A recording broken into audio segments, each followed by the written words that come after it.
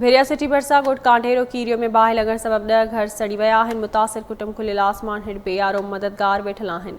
Report करियो आहे Rana Abdul Sattar.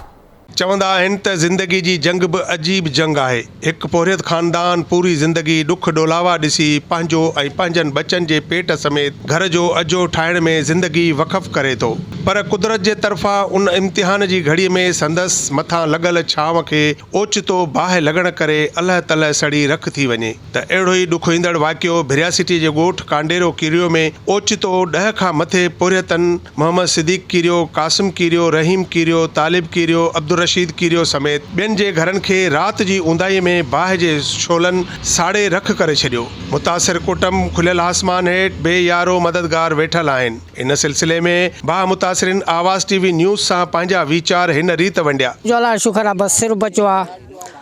Button ढोरनि खे बाहि जो असरु थियो आहे, पाणी मरे या बचे उहो अलाह जे हथ में आहे। बहरहाल असांखे हेॾां बाहि घणी लॻी आहे जो उतर जवा लॻी आहे, वरी होॾां कुंड खां बाहि लॻी आहे। हीअ कंहिं दुश्मनीअ ते हथ खां ॾिनी आहे।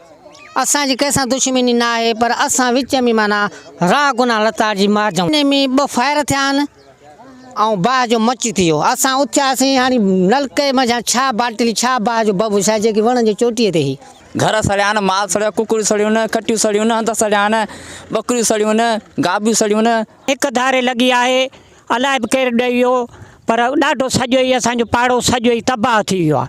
हाणे असां हुकूमत खे अर्ज़ु कयूं था त असांजी मदद करे। छा कंदो ईंदो? असां हार पोइ कंदा आहियूं। 11 घर सड़ी विया आहिनि।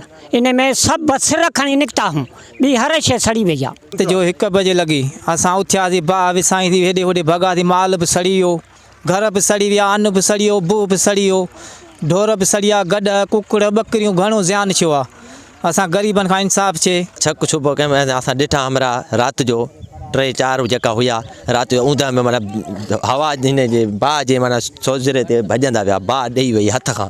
असां उहे माना ॾिठा त हे हमरा हीअं भॼंदा वञनि। असां पंहिंजी बाहि विसाइण जी कोशिशि कई, वरी ॿिए पासे बाहि अची वई। पोइ असां ॿार बचा माल मथां खोले असां पंहिंजा सिर बचाए निकिरण वारी कई। बाहि कंहिं हथ सां ॾिनी वई आहे। राति जो 1 बजे लॻी आहे। असां मज़ूरी कंदा आहियूं लोह जी।